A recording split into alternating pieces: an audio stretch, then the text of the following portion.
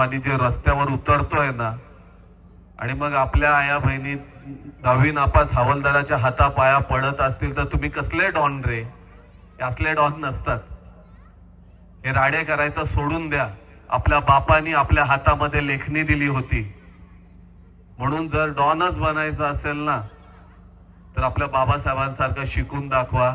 या देशातला एकच डॉन, तो म्हणजे आपला डॉक्टर भीमराव रामजी आंबेडकर. याच्यापेक्षा कुठला डॉन झालाच नाही आणि होणार पण नाही. आणि जर तुम्ही ते औलाद असाल ना तर ते करून दाखवाल.